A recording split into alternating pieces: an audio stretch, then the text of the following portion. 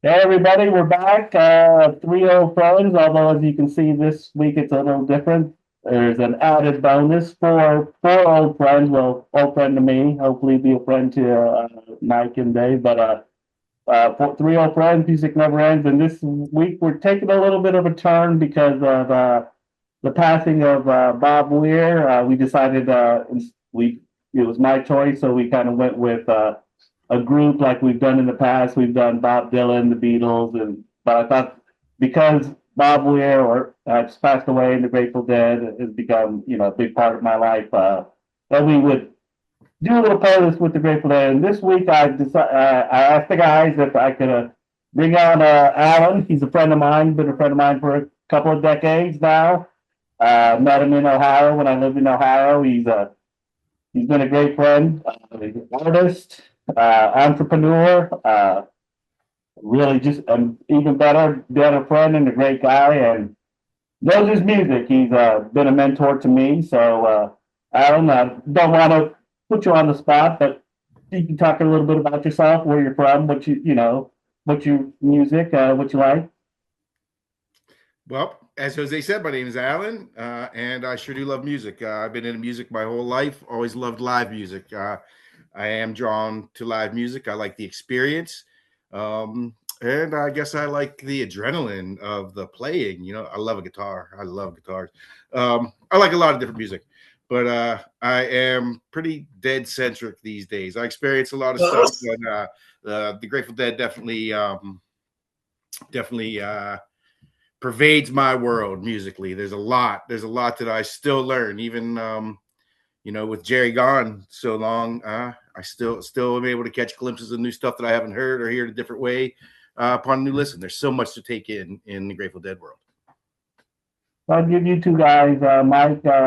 You can talk a little bit about your experience with the Grateful Dead. Again, I think we talked about this before. It's not the same as Alan and I, who we've seen them multiple times, but you guys at least appreciate the music.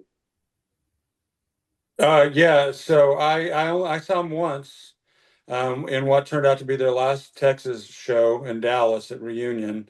Um, a little bit after I met you, Jose, and for years, the only two albums of theirs I had were American Beauty and I'm blanking out. Don't put one with Uncle John's band on it. Anyway, you guys can, yeah. Anyway, whatever.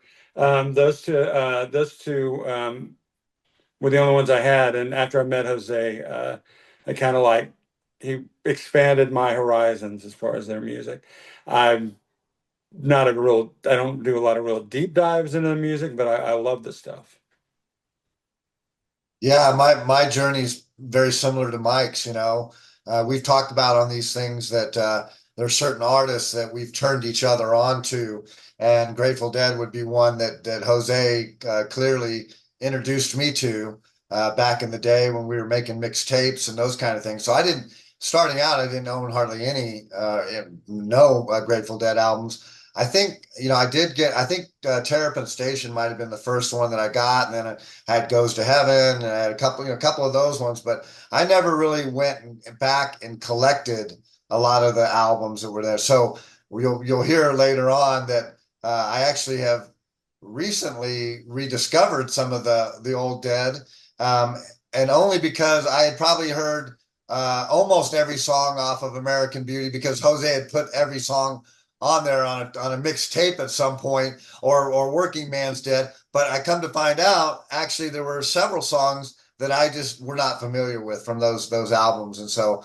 by doing this, as we said, it's a great opportunity to get reconnected to the music and discover music that or songs that we thought we knew, but we don't, and or I had missed that track. So, yeah. So again, as you can see, there's going to be kind of a clear divide here. These guys talk about the albums. I know Alan because obviously we tapes were kind of the thing back when if you traded tapes, then you got them. So we were always into the live aspects of it, listening to tapes and listening to the new shows and stuff like that. And so again, when I first started out, obviously we had the studio albums and stuff like that. Although I did have some, started trading tapes early in the '80s, but so it'll be a little different. But let's delve into it. Let's get some perspective here. We don't have to, dwell on it too much. But the first song I picked, kind of in memory of Bob Weir, I picked "Greatest Story Ever Told." It originally called the Pump Song, right? I guess Alan will back me up on that. Is it 21370? The first time it kind of gets introduced. I'm not sure that I don't have that one in the notes. 21370. That's a great show. Anyway, that's one of those things where you learn the pump. It was initially called the Pump Song, right? Greatest story ever told, and Mickey kind of called it. It sounded kind of like a pump, but it's one of those fun Bob Weir songs that you always love to hear in the first set. It was always kind of full of energy. I always enjoyed the song a lot. I always thought it was one of his better songs. Coming off Ace, which is called usually the best Grateful Dead, non-Grateful Dead album ever. Take for that for what it's worth. But I think he was coming into his own, and we can delve into the whole Bob Weir as we move along. But that was my first choice. Well, it was a great tune to start off with for sure. I was familiar with this one at least to some level, but I don't think I'd heard this live version of it. But it's a great song. It's interesting that I started picking up on some of the themes that they have going back to the old biblical times, and Moses riding in on a quasar, and Abraham and Isaac and all that, and it's interesting that they pick some of those themes, being the Grateful Dead, but it's interesting that they hit on some of those. And I think Mike's going to talk about this too, but we're kind of curious about the left hand monkey wrench. A line in there, and I actually started thinking about it because there's no such thing as a left hand monkey wrench. They're universal, but it's Abraham and Isaac he's talking about, so maybe it has something to do with, like, I don't want to burn you at the altar or anything like that. So go look for that left hand monkey wrench. That'll take you some time, and I won't have to sacrifice my son. I don't know. Left-hand monkey wrench is an ongoing joke that people use all the time. Like when I was in Boy Scouts, when you were 12 or 13, the Scoutmaster go, "Hey, go over to that other campsite and go ask for a left-hand monkey wrench," because they're playing a joke on you. So it's kind of like a joke, right? There's no such thing, like a left-handed smoke shifter. Hey, go to the other campfire and go get a left-handed smoke shifter. Well, what is that? Your arm, right? So it is. Yeah. So it is that thing that you're constantly searching for. It's that piece that that you need. This is what'll fix it, but you just can't find it to put it together. Okay. And that is also it fits with the theme of kind of the somewhat of a constant turmoil inside of a religion, of those things. So it does kind of fit in that theme as far as a piece that's going to bring it all together.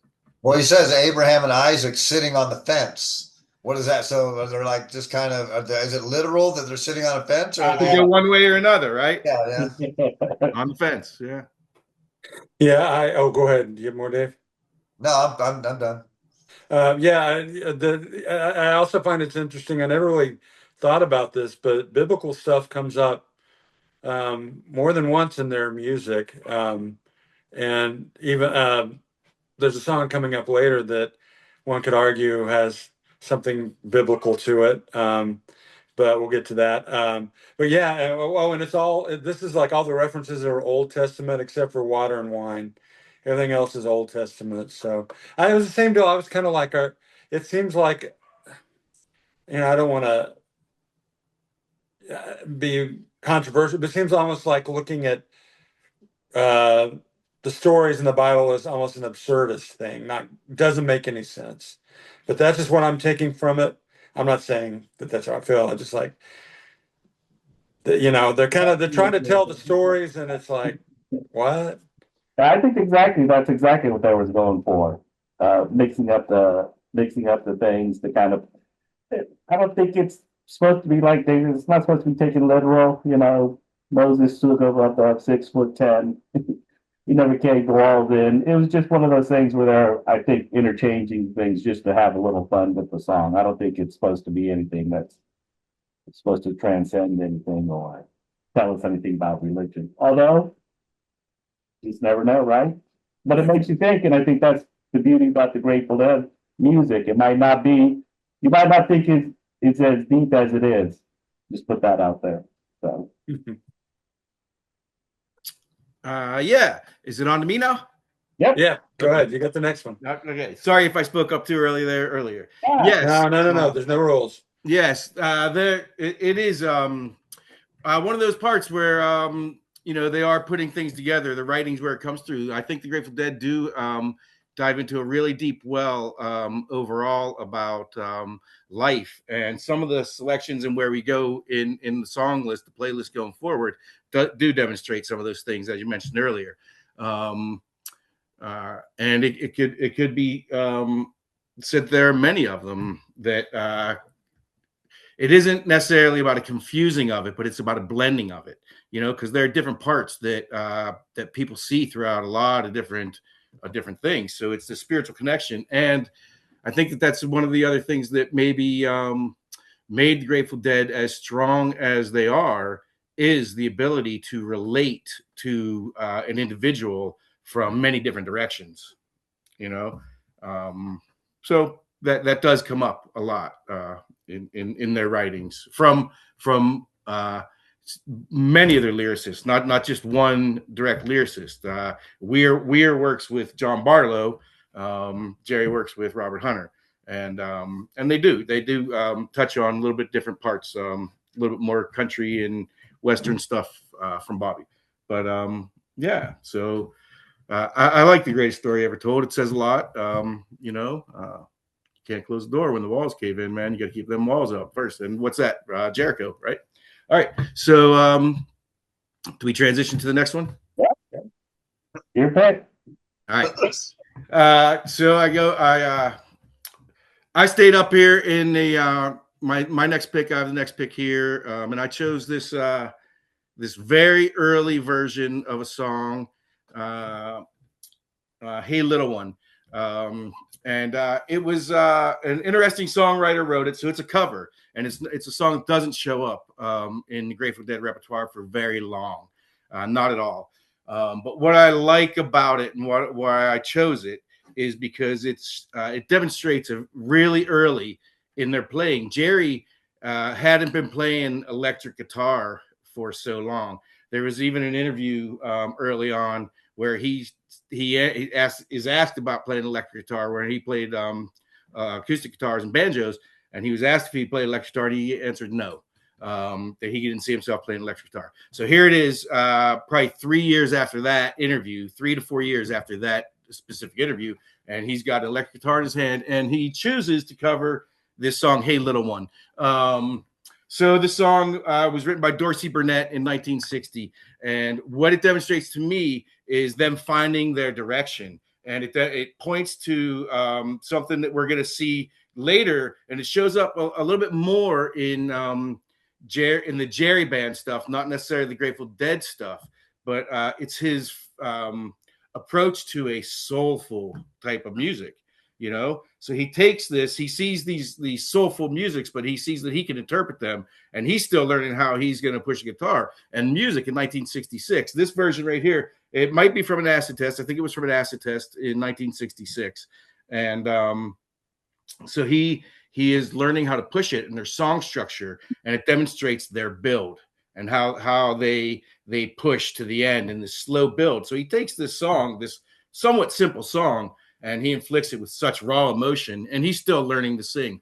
Later in life, he talked a little bit about not being a singer. I think it might have been an interview in like 1987 or 1988 where he's talking about he's still learning how to sing. He didn't view himself much as a singer. So here he is in 1966, stepping up and offering this version of this "Hey Little One," and I think that it demonstrates a lot of the direction that he's going to go in and the musical styles where as I was saying 1966, and this is done this was down in LA where this was played, and you can hear a little bit of the surfer rock because they're out in California, and you can hear a little bit of the surfer guitar and the surfer rock, and I won't say quite the Dick Dale influence, but a little bit, surfer rock.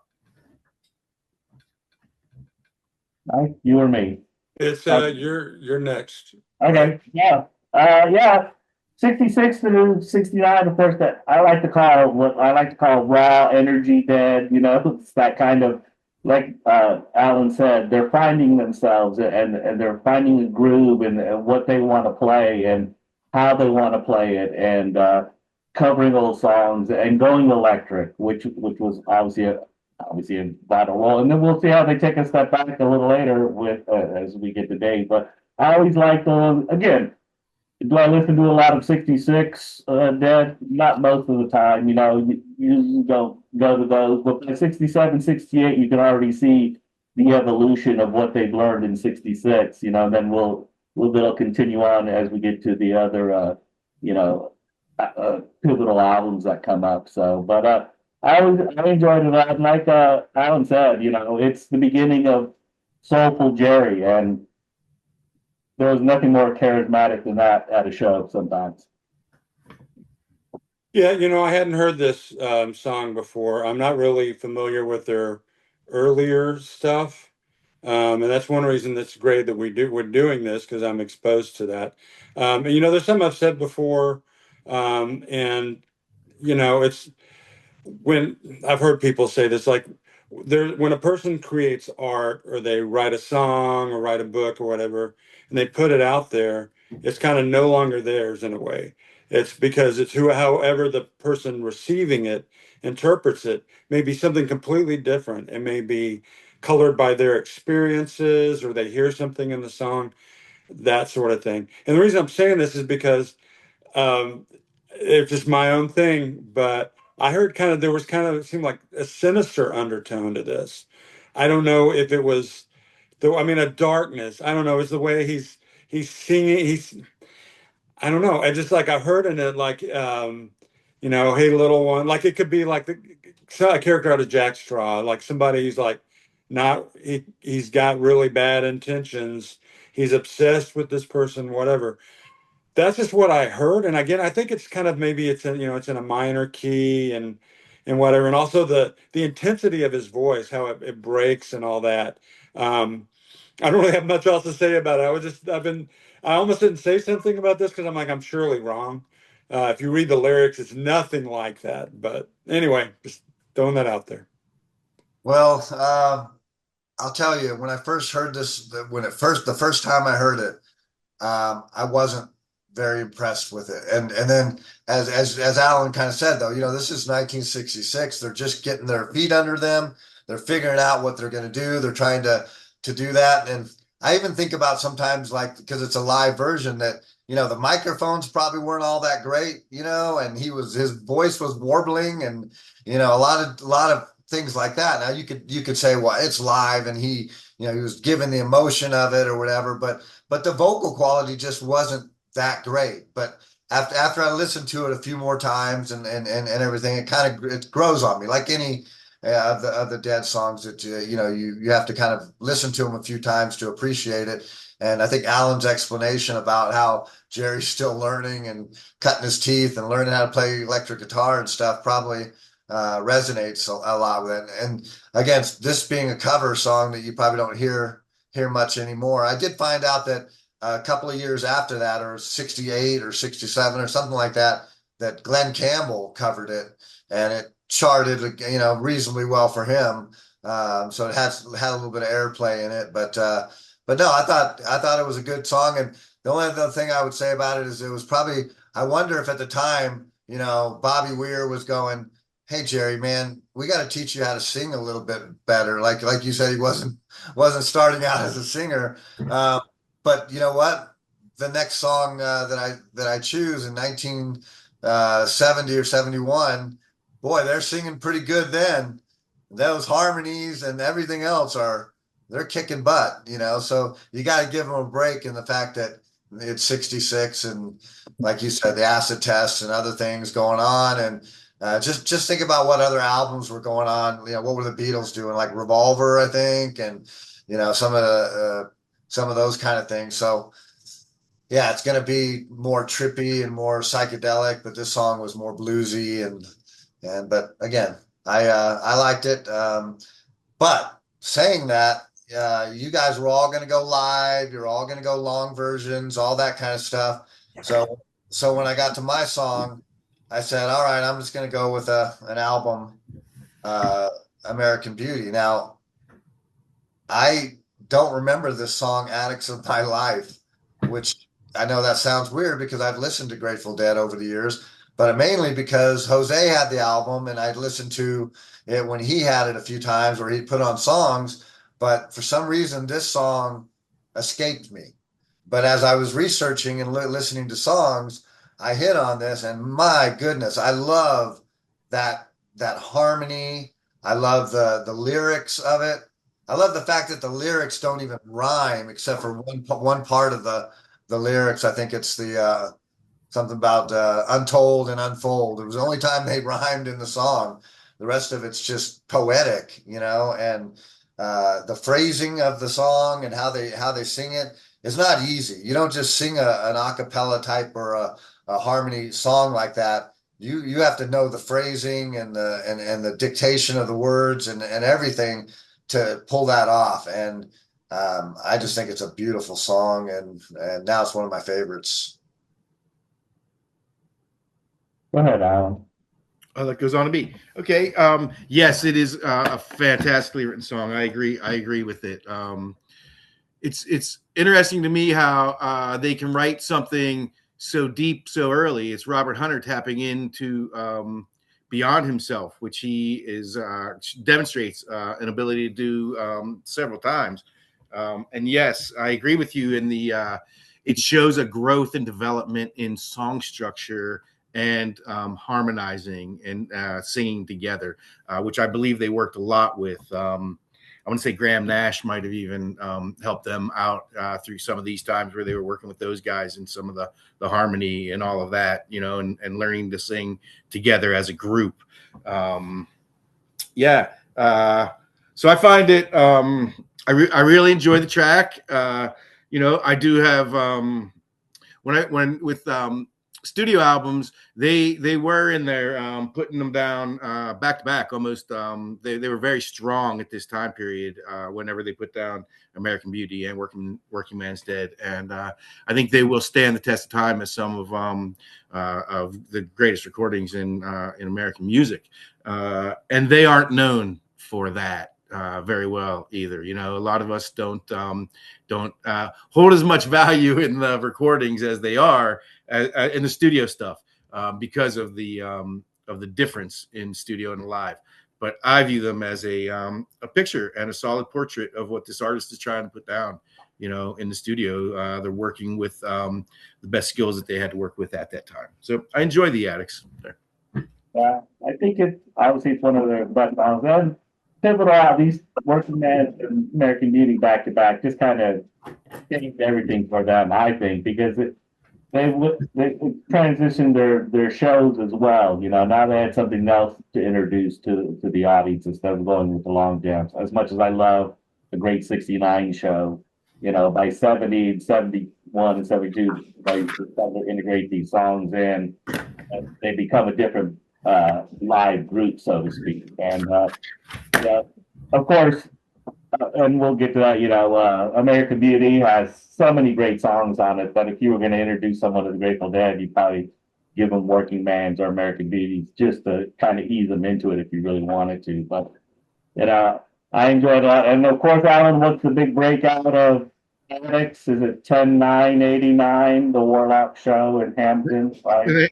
Yeah, those were kind of special shows. You know, they snuck into town under that moniker, formerly the Warlocks. Yeah, those are definitely special shows, and they threw down those shows. They brought back a lot of songs they hadn't played in a long time. They throw down Addicts, and it's one of the most important moments. You know. Yeah. Well, that other one, the other one that they played there. Well, not the other one. The Dark Star. You know. Oh, yeah. The Dark Star. Huge stuff. Yeah. Great shows. None of that shows up on our list today, though. There's never enough room for all we'd like to put on here. I mean, we would be doing this for hours. Um, I can't say, I'd repeat everything you guys said. All right, me too. But I remember, like, okay, yeah, I couldn't think of Working Man's Dead earlier, whatever, Deer in the Headlights. This one, though, I think this was the first of the records I got, and then Working Man's right after that. And I remember of the songs that I hadn't heard before, this one really standing out, and it was the harmonies. It's kind of a slower song, but those harmonies are just like really noticeable. And you mentioned poetry, the lyrics, and it just continues. A lot of times they're much deeper than I'm able to get, or it's hard for me to understand exactly where they're going. There's so much to it. Some of it's probably situational with their experience or the songwriter's experience, but I look forward to maybe hearing a little bit of that from you guys. And just the other thing about those two albums, I firmly believe if they stopped there, if they'd never done anything else, they would still be a legendary band. Just those two albums alone, or just so, I don't know. I mean, yeah, you see what comes later, but it's just like, hold it up just about anything else. I think they're just amazing albums. I don't get to this day. I don't have a lot of albums I can say I still can listen to front to back and not get bored. So I went with the live stuff. I don't really have a vast knowledge of the live stuff, so I basically went with things that I knew that were earlier, well-known live albums. And so on Jack Straw is off of Europe 72.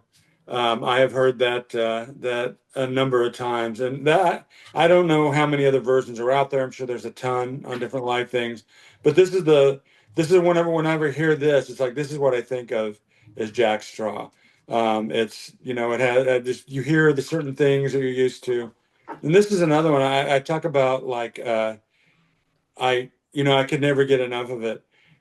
I think of all their songs, this is a awkward thing to say, but I think it's my favorite, and I think it's because of the story to it. There's again that darkness, which I don't necessarily. I think that's a good element sometimes in music or literature, and the whole. It's like the road story. It could be a short story very easily.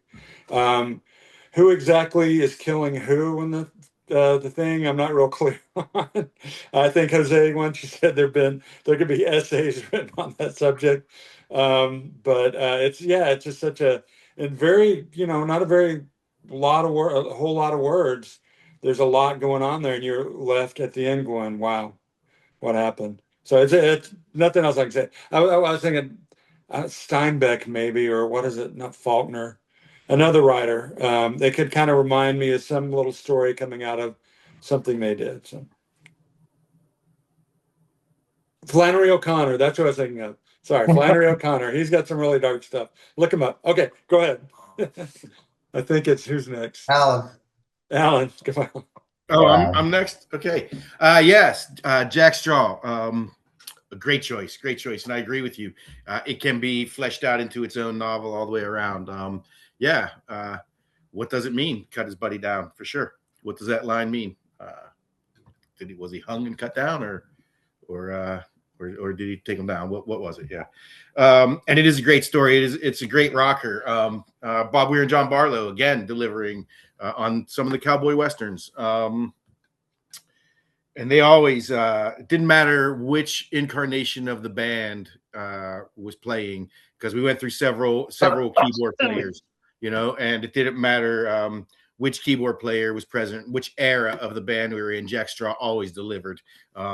A strong opener for a set opener, always gets the show rocking, and it was forever an incredible closer. Jack Straw is definitely it was a staple of the set lists for most of the career of the Dead. Yeah, so it's another great choice. It's just one that one of their classic songs that I'm familiar with as well from listening to Jose and just over the years. This is one that has made it on a playlist or two. And don't exactly know the lyrics or exactly what's going on, but it does paint a picture for you. A lot of imagery there, and it's just a great constructed song. I like the live version of it. I like the fact that it's not a long live version either. It's 4:49, I think, is what the thing says, and so that helps at least a little bit too. That we're not doing 9 and 10 minute songs every single time. So it fit real well. I think coming out of Addicts of My Life, and that was a good choice, Mike. Yeah, I love Jack. Obviously, I put that song on with Bruce Hornsby doing it on one of our, I think it was the cover one, wasn't it? I'm Yeah. but yeah, obviously Jack Straw is a classic and Grateful Dead repertoire. The most band like song where they take different verses, each one's take different verses. I think it was something, again, a part of their growth as a band. Europe 72. Now, correct me if I'm wrong, was this Jack Straw, was this live or did they just put that on Europe 72? No, this one was live from Europe 72. This is from Paris. That one's from May 3rd in Paris. Because there's certain songs that were overdubbed or put on there that. Yeah, no, Anyway, not that one. That and one. it's also nice that. Yeah. And it's nice that they put out the whole catalog. You go to Apple, they put out every 72 show, which there are some just classics on there. And that was the introduction of and Alan alluded to this earlier, Donna and Keith Gottschalk joining the band and adding their element to the band. And when Keith was on, he was on, and we talked about Donna a little on the last, on the in memoriam one, when she was on, it worked, and this was that era of that band. So, and kind of leading into that, I moved into Estimated Profit, coming off Terrapin Station. I just think it's one of the best. I think it's my favorite Bob Weir song. I probably is. It's just a nice, like Jack Frost, a nice sing along song. You learn a lot of these Grateful Dead songs that you can sing along with. When you're traveling a lot, nice to put on the Grateful Dead and sing some of the Lemmy songs. And Estimated Profit is one of those songs where you really delve into it. And of course, Bob, in his usual rock star self, really puts a lot of effort into most of them. It was hard to kind of find a less than 10-minute version. Usually they jam it out, which is always nice. And for 77, usually they had great versions of it. But I always loved the song, and it was just about a song about. It does have a double meaning, estimated profit. You can always say, as in business world, estimated profit is something that's completely different than an estimated profit, where it was the guy who was like spaced out and he was trying to break into the back, and Bob Weir witnessed this and he wrote this whole song around this guy. So it's just one of those weird little stories they wrote. But it was just a fantastic song. And that 7/8 beat, which always catches you off guard with the Grateful Dead. You just don't normally get that. So anyway, that's why I put it on. Another tribute to good old Bob. Well, this is again one of my favorites because, as I already said, Terrapin Station was one of my first albums and one of my favorite albums by the Grateful Dead. So hearing this live version of it, which I've been told that the Barton Hall, right, Cornell thing is a really big, one of their best shows ever, right? For sure. I don't want to use superlatives, but I've kind of heard that that's one of those. So I hadn't heard that. I hadn't heard it, but hearing it now live, I really enjoyed it. And it's 9 minutes or whatever, but for whatever reason, this song doesn't feel long to me. It just doesn't. And I think it's because of the, I don't know what you call it, but it's the guitar that they're playing, that boop, boop, boop, boop, boop, whatever that is, whatever that style of guitar is, that sound is just so mesmerizing. I have two analogies. One's a kind of a good one. One's a really crappy one. You're going to laugh me off the stage here, but one is kind of reminds me of that, like a little bit of the Peter Frampton Comes Alive kind of thing, when he does the wah, wah, wah kind of stuff. That's how the guitar sounds, kind of. It has that almost like it's speaking to you, right? It's a kind of a cool vibe to it. The other one, which is not a good analogy, you're going to laugh me out, is uh, oh my gosh. They copied it, but it was Edie Brickell and the New Bohemians Yeah. do that sound, right? It's the same kind of a thing that they did with their I'm not aware of too many things. It's got the same little boop, boop, boop, guitar part of it, whatever. But anyway, I loved it. I liked the tune. It's one of my favorites, and it didn't seem long at all. I'm not gonna lie, side note here real quick. But Mike knows this story when we were in Dallas. I knew guys who were in that Edie Brickell group, Yeah. and because I knew them because they were Deadheads. Because one of them went to Richland College and he was wearing a Dead shirt once, and he invited me. I was like, "Hey, you want to listen to the Dead and hang out?" I was like, "Sure." So anyway, just throwing that out there. Definitely an influence. They were copying the sound. Definitely. Oh, well, yeah. Well, I remember that, Jose. I think, I don't know if we both were there, but there was one time at some kind of bar restaurant thing, and they were like in the next booth over. At least the dudes were.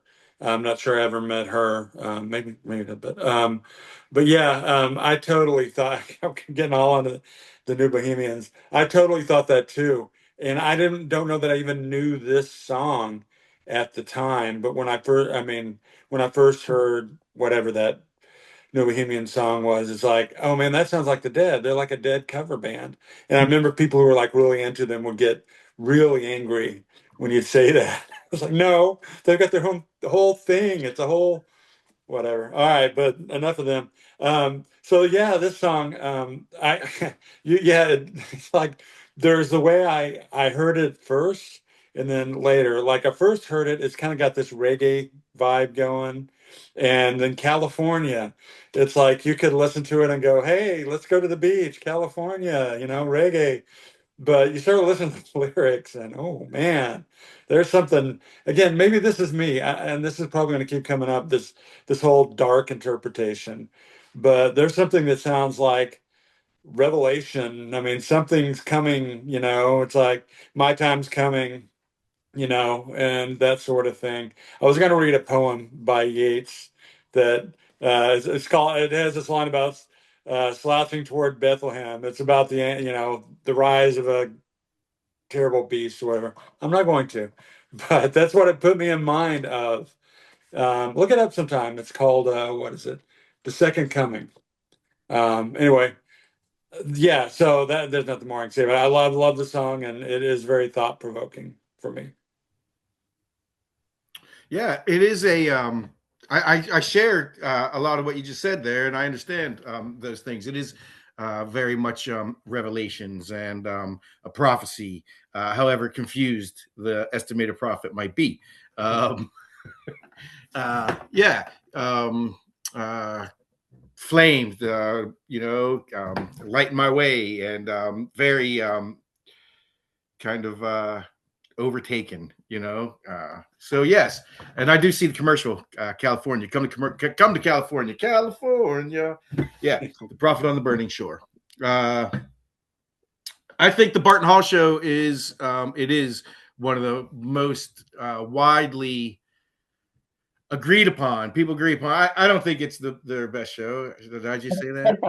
I just say that. There are a lot of other ones, but that was one that was really exposed, and the sound is very good. The recording from it is very good, and their playing is very fluid and bouncy. It is definitely a great night, and very well maybe their best night. Very well, according to a lot of people. So I do love this version of it. I like this version of it. I like the way they roll through it, the way they offer it. Phil is very elastic in his playing as it shows up a little bit later in that show. But yeah, I think it's a really great choice. I think it's a strong Bob Weir song. Definitely one of the top ones. Somehow I think that we eluded probably the best Bob Weir song in this playlist, but that's just how it goes. There's so many to choose from, and we can only choose so many.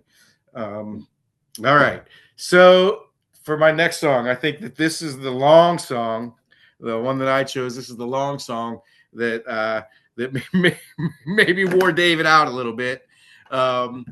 And I chose this one for this reason. Thank you, Jose, for mentioning the 7/8 beat in that one. This one is called the 11 because this one is actually 11/8 beat, and the way they play it, and they roll it over. So they do approach it in quite a different way. I think they humored themselves in writing this and playing it. It's driven quite a bit from the percussion standpoint, the way they push and everything, and the rest have to keep up. So they really push along to keep up.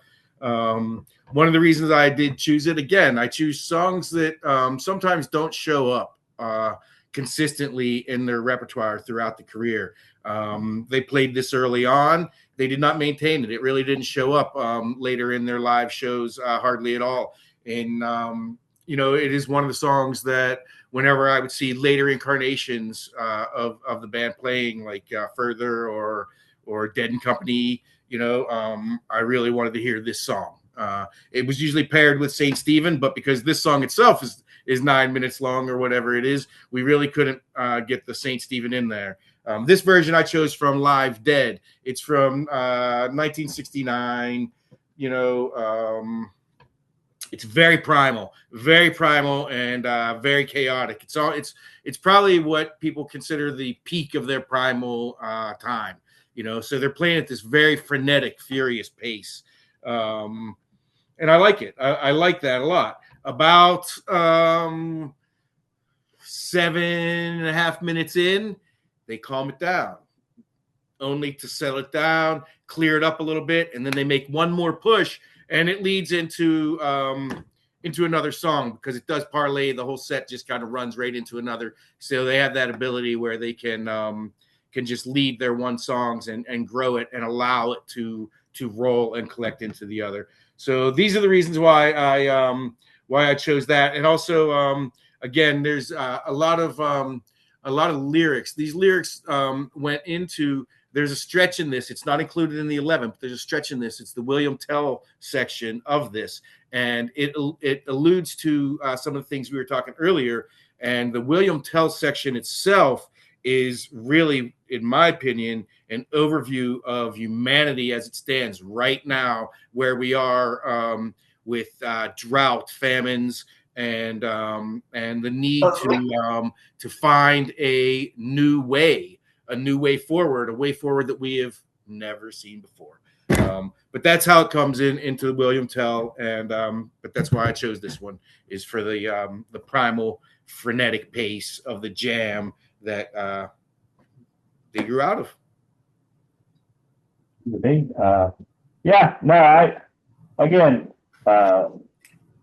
I call it Rob Dead, and I never really appreciated. I had the album version. Of course, it's like Alan said, when you had the album version, it was usually just one side, so it never went together with the Saint Stephen. So when you listen to the album, it'd be the one side. I think it was like that until they put it out on CD, where you could actually put them together. But I didn't gain the full appreciation for the 11 until they put out that 2 from the Vault. And I think that's my favorite Saint Stephen into the 11. It's because of, like you said, the raw energy at the beginning of it, the introduction to it.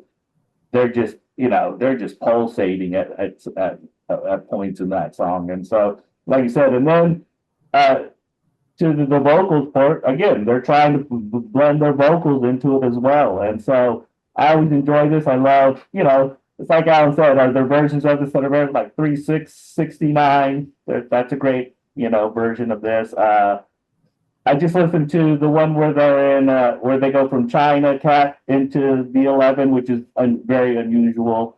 It was the powwow show in '69, but I just love it. I love just the raw energy that they bring to it.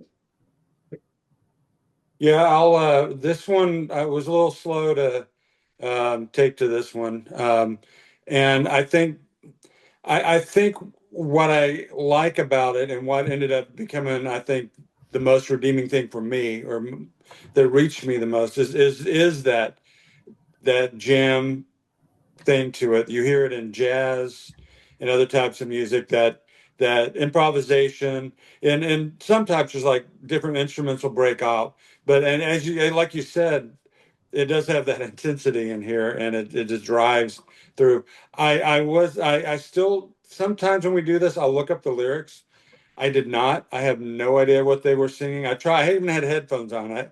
I don't really know. I think I picked out the words jingle bells in there somewhere, but I may be wrong.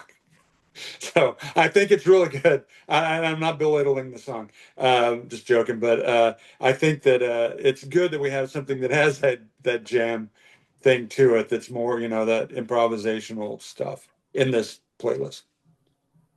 Yeah, I'm going to go a little negative on this one. Just I listened to it 11 times to try to make sure that I am not missing something. Um, you know, I do. I finally got to the point where if it wasn't for the drums and Phil Lesh's playing, I would discard the song right altogether. But because of that brilliance in that percussion section, it's what makes the song. The guitars, it's all right. And then as in the immortal words of Jim Morrison, always been a word man, better than a bird man. So I like lyrics. I like to know what they're saying. And I went to Apple Music on this one, and they didn't know. They didn't publish it because they can't tell what they're saying. And so it'd be interesting to know what they were saying because it just sounded like they were mumbling a lot, and I don't like that part of it. But it was the other part was weird. It's a longer song, and I think it just truncated or something because it just I really liked the ending of the song. Well, actually, let me rephrase that. I liked when it ended because then I could put my song on. No, I'm just kidding. Yeah. That's as harsh as I'm gonna get. I listen to it a lot of times. It's way cool, but it's not my cup of tea. I'd rather just okay. They were jamming. They're jamming. I got it. Let's move on. Now I like long songs too, but I like long songs that change tempo and then have like Terrapin Station or something like that have different parts to it, or Rush that has all the different. But that's what I like about long songs, not just continuous jams all the time. But anyway, thanks for putting it on, Alan. It's there. It's going to go down in our Grateful Dead lore. It can never be changed. It will always be there. But from there, again, I keep pivoting to non-live music and going to the famous great songs that I like. So I went with Uncle John's Band off of Working Man's Dead, and just always been a favorite song of mine. I love the harmonies. I love the way they sing. But I learned something new when I was researching it, that during that album, Working Man's Dead, that they actually tried to emulate Crosby, Stills, and Nash. You mentioned Graham Nash, but that they actually said, hey, they were listening to that album, the CSN album, and going, wow, this is amazing. How can we do something like this? And, all great bands and artists do that, with Beatles and the Beach Boys and the Rolling Stones, and always trying to one up them and do that. And I think that's what why these two albums are so great, is that they were listening to the music of the time and going, okay,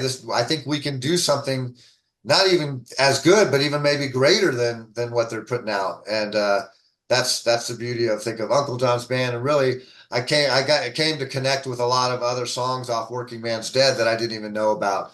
Dire Wolf and some of these other ones, Cumberland Blues. I think I'd heard them once or twice, but I listened to the whole album Working Man's Dead 2 or 3 times, and before I even settled on this one song, because I was thinking, everyone's gonna know it's Uncle John's Band. Maybe I'll go with one of the other cool songs on the album, but I stuck with this one. Me, I'll go. Well, yeah, because you're playing, right? Again, I think it's just an extension of. It's kind of interesting that you've got American Beauty, which is a more somber. You've got Lots of Rain, Addicts, Broke Down Palace, which are all kind of somber songs. But then you come to Working Man, where you got a little more upbeat. There's you got Cumberland, and you've got all the songs that are kind of upbeat and catchy and really good. And Uncle John's is one of those. Again, a sing-along song. Who doesn't, sing along with that song? It's just one of those songs that these are great lyrics to sing along. And again, lyrics that are these deep or are they not deep? Is it real? And take it either way you want to, as they probably would want you to. You can say does it make any real sense? Their motto is "Don't tread on me." Those kind of things. So again, it's just such a growth from them to jump to elevate to that level, and then to continue to go that way, but not continue in the same vein of country and folk as they moved along. They didn't continue that trend going forward. 74, Mars Hotel becomes a whole different thing, and then Blues for Allah sets them on another different course. So, Uncle John's a classic. You love to get it in concert when you got it, especially in the 90s, because it was always fan favorite.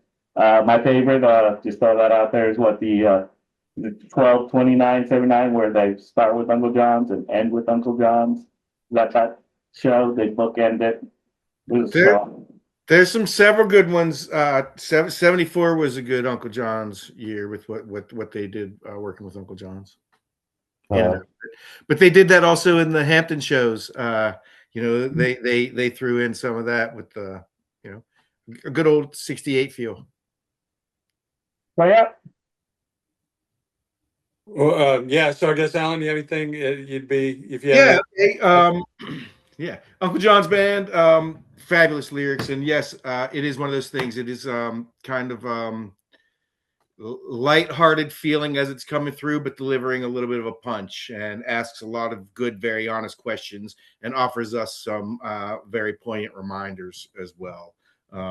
So yeah, I think it's Uncle John's is a very strong written song, and I think the time period definitely in the 70s, whenever they're working on this, it is working with that Bakersfield sound and trying to pull those things together with their harmonies, with like that and Candyman, which they worked on quite a bit at these times as well, harmonies, and their jug band sound of which they started with, so I think it's a meshing of those, and it was a very strong song that they used quite a bit in the repertoire, and they used it in a lot of different ways. Yeah, I love Uncle John's band.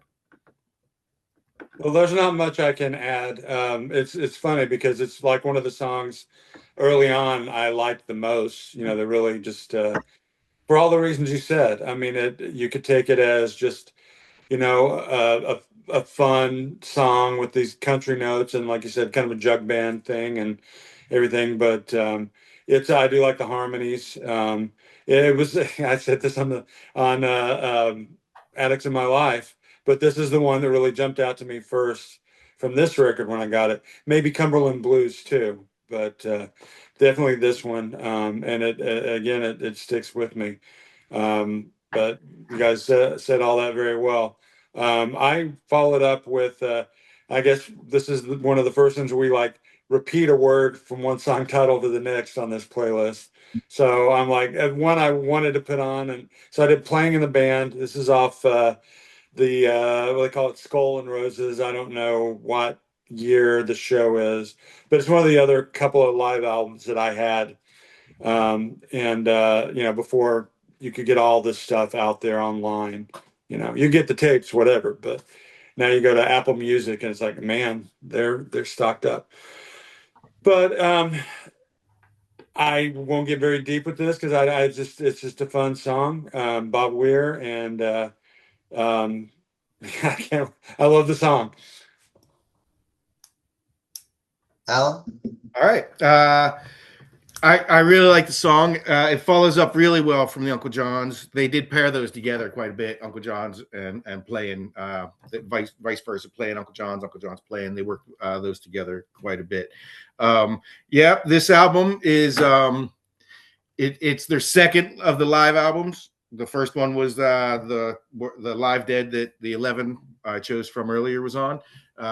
And it is a good snapshot of them, their live shows, and the transformation of how their live shows did transform from 1961 just until 1971. I think this song was taken from the closing of the Fillmore East, which was also a time where they were playing with a lot of other bands. Bill Graham had a lot of bands coming in and playing, Beach Boys, Allman Brothers, Peter Green, maybe.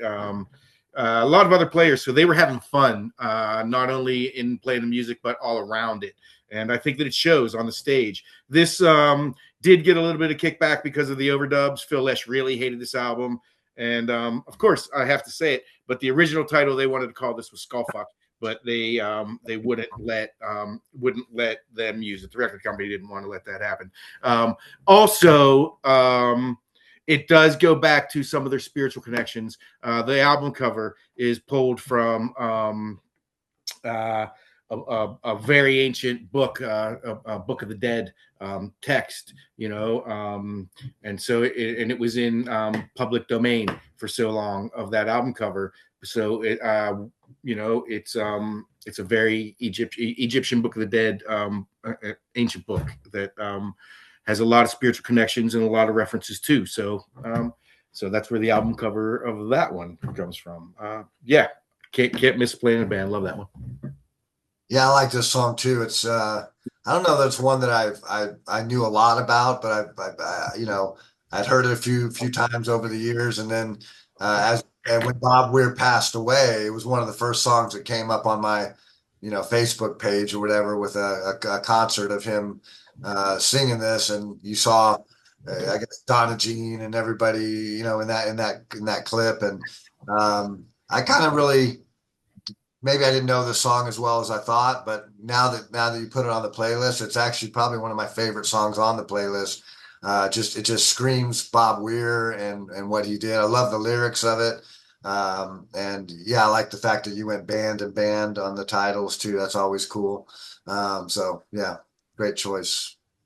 Playing in the Band is, again, one of those songs off of what, Ace, that, again, now maybe it's a good time to bring it up, and Alan can fact check me. They wanted to get rid of Bob Weir and Pigpen. In fact, they fired them from the band. They literally fired those two from the band. But they just kept showing up because no one was confrontational on the Grateful Dead. They just kept showing up to the gigs and to the shows that they're like, oh, okay. And then I think was the turning point that Bob interjects a bunch of new stuff, and they're like, oh, okay, we'll keep you around, because they were going to get rid of both of them, Pigpen and Bob. I'm right on that, right, Alan? Yeah, yes. They were late '69, December '69. They were definitely doing that. They were playing a lot at the Airplane House, and playing with a lot of different musicians. There was the San Francisco scene was just kind of having its own thing. And they were playing in different ways. And I do agree. I do believe that's when Bob and John Barlow took off. They took off. They might have went south. I don't know if they went to Mexico or where they went south. And they did a lot of good, solid writing. And he came back, and he also did some more studying. His chord progressions. When he went and started studying other jazz players, piano players, maybe McCoy Tyner. Where he was learning more chords and everything. And so that's also when they were moving into the more song structured things that brought forward Working Man's Dead and American Beauty. So it was maybe they were up against the wall, and what moves people, inspiration or desperation, right? So maybe they were there. Right. Yeah. So anyway, just thought I'd bring that up, that people don't know that, sometimes don't hear that story. And in fact, it becomes Bob who becomes the main torchbearer for him in the later years. I think he benefited the most after Jerry's passing. It's just crazy if you really think about it. So anyway, just we'll talk more about Bob and his style of playing later on in some other songs. But playing is one of the fantastic. I love the Portland version. I love those shows in '74 where it's like a 48-minute version of playing in the band. So if you ever really wanted a long song, throw on a 48-minute version of Playing in the Band. And I love Bob's playing in the '74 years. Anyway, just thought I'd throw that out there. From there, I went with switching up a little. I've been going Bob heavy, so I went with Jerry. Chipper Fools. Alan knows that's the name of my fantasy team. Always has been for my football team. Plus, it's one of my favorite songs by Jerry. And I'll circle back to with Alan playing. Hey, Little One. this is Jerry at his finest, being that soulful Jerry, and you know you live for those ones. And Ship of Fools was one of those songs that was always a fan favorite. I love it. I think the lyrics are great. I you know I champion the lyrics. This shirt is Ship of Fools. I says it on the back. I just think it's one of Jerry's best songs coming out of in '74 in Mars Hotel. So I throw one in for good old Jerry. Well, it is one of those classic Jerry Garcia songs, and what I like about it is it starts out pretty soulful, but then when you get about 2/3 of the way through it, you get that blending and the harmonies and stuff that come in, and then he takes it from there. But yeah, I don't have anything bad to say about it. It's a great song. Yeah, short and sweet on this one. Yeah, I like it. I think I'm not confusing the songs here. There's like, especially toward the end, that's where not the whole verse, but they come in with the harmony like right at the end of the verse, and it really accentuates it. It may be the chorus anyway. But this song, this is definitely one I found on my own. A lot of the songs that I learned of by the Dead were over here in Jose play them either when we worked at a newspaper at a little junior community college or whatever, or later when we'd all hang out. But this one, I was just like, wow.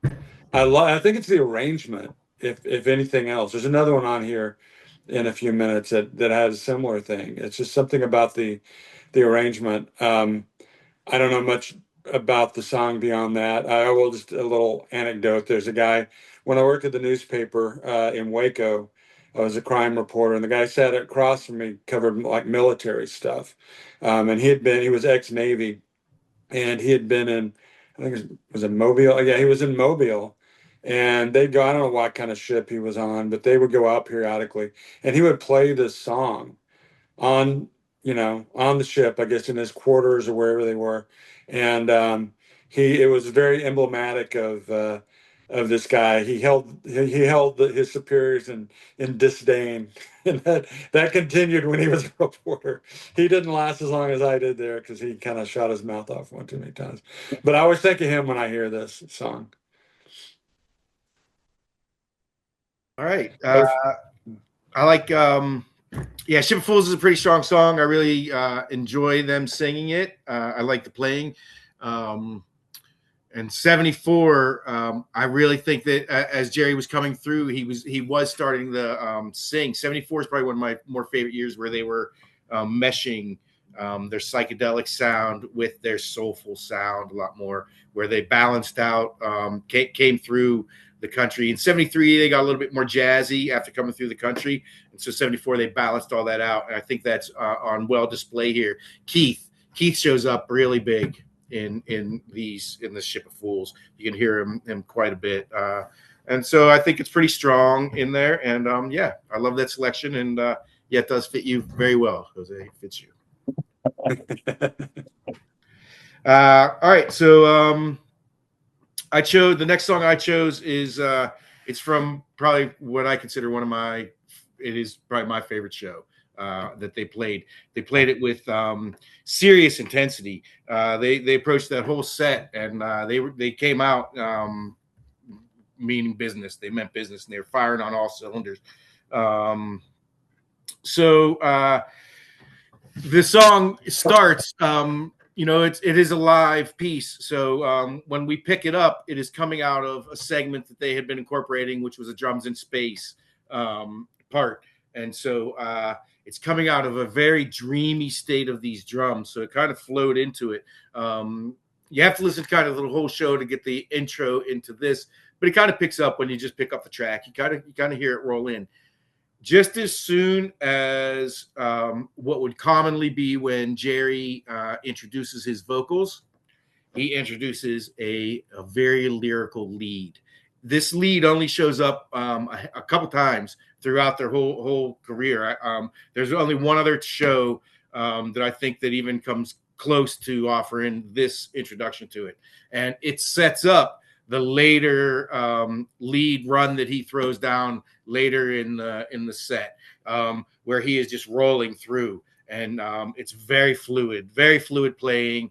And at one point, you can actually hear someone in the band trying to quiet the other band members down because they can feel it on the stage. You can hear somebody vocally, shh, kind of hush somebody down because it's getting delivered in such a beautiful way. This is, in my mind, the best Wharf Rat that they ever played. And it is one of the most finest moments in Grateful Dead playing in history, in my opinion. Yeah, the minute you put it on is the minute I knew why you put it on, why it's there. I remember I actually got this boot was actually at a record show, and I actually got it first on a CD. Silver Rarities, I still remember this 3 CD set a copy of bundle, but because the guy he would usually help you out on quality of shows, because he had a lot of bootlegs, but once you put this show on, now there is a cut. There's that famous cut in the show, I think in the second set. But anyway, when you hear this Wharf Rat, there is no other Wharf Rat that rivals this Wharf Rat. There are a lot of great Wharf Rats. There's none that rivals this Wharf Rat. And so I knew when you put it on that, and I'm glad it made the list. It should make the list. It is, like you said, it's a monumental Dead moment. Deadheads know this show, this thing. Plus, you had the Werewolves of London encore, so not out there for good measure. But yeah, great selection. You're saying And it was they at did- Red Rocks. This was played at Red Rocks. I'm sorry. It was played at Red Rocks, which is Yeah, right. monumental venue. 78, 77. 78, 78. 78, 78. 7878. 8, yeah. So I heard you correctly. You said they covered that Warren Zevon song. Yeah. That's interesting. I mean, it probably hadn't been out very long at that point. If it was 78, Yeah. that's interesting. Wow. Well, and it's I like hearing about the musical side, because some of these songs, the lyrics really get me. And well, first off, I was gonna say I was just listening to before I went on a treadmill for a while, and I was listening to this, and I heard them like, I was like, is he doing that to the audience? What is that about?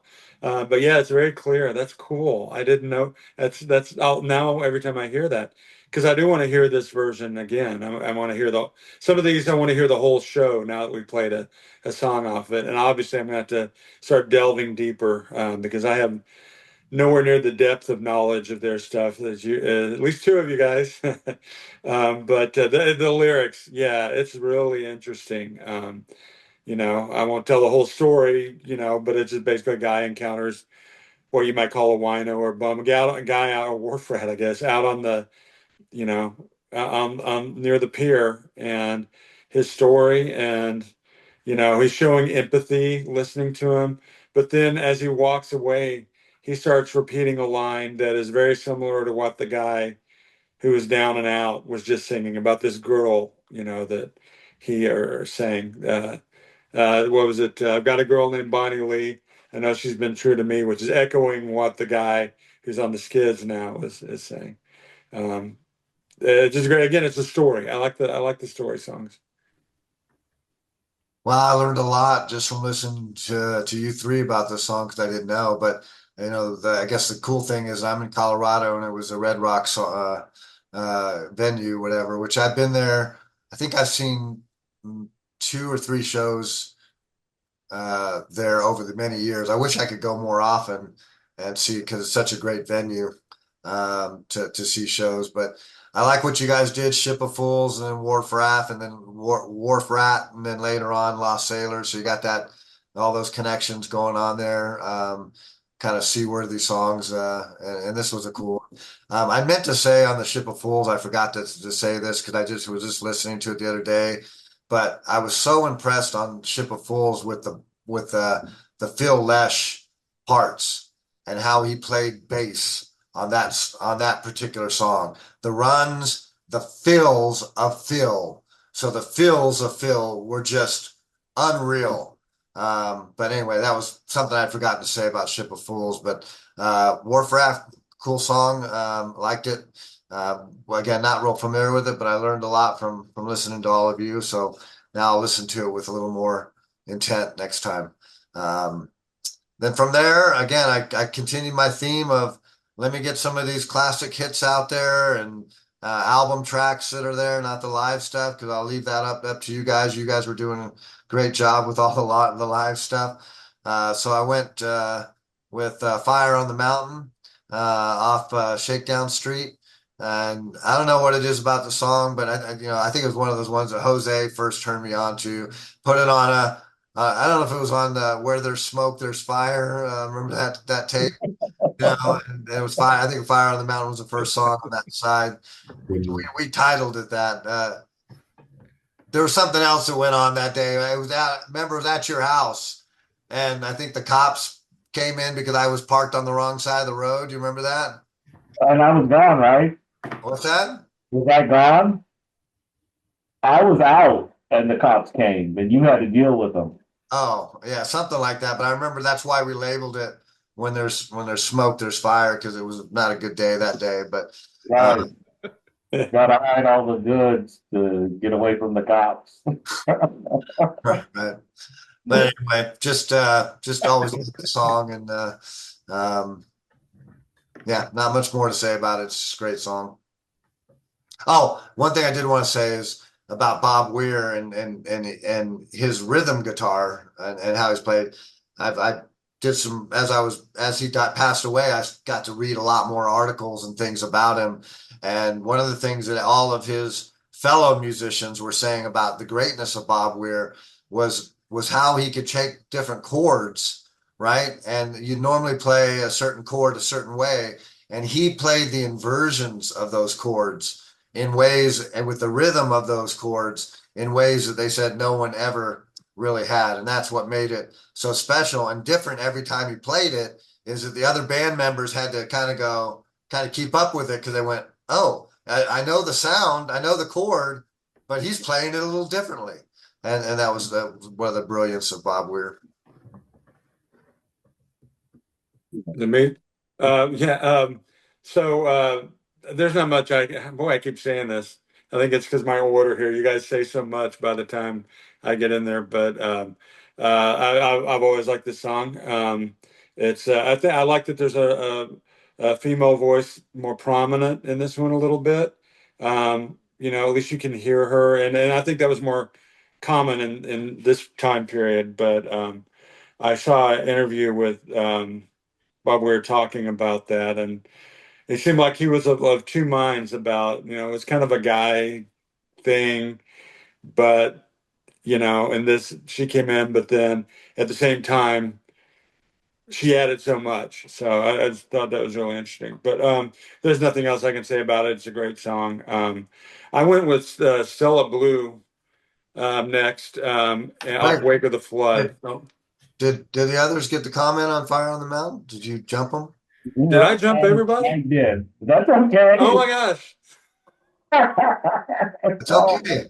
I He's forgive you. like us. He doesn't I like just us. want to make sure Alan or Jose get a chance to. Oh my gosh. See, I told you, Alan. I I told told you. you. All good. I'm sure it all gets worked out in the editing rooms. I think No, warts and all, Alan, warts and all. We're good with that. All right. Whose turn is it then? Go ahead. Alan, you can talk about Fire. Okay. All right. Fire in the Mountain. This is the one off Shakedown. Is that right? This is off the Shakedown Street. It is really good. I really like the playing of it. They grew it out of a Mickey Hart song. Mickey Hart, I believe, is credited with the music of it, which it's uncommon. And I think Mickey had put something together earlier, and I'm gonna guess I think it was called the Emergency Crew, and it was 1974 maybe, or maybe 76, 74, 76, and it was called Happiness is Drumming, and that was the music that they grew this forward with.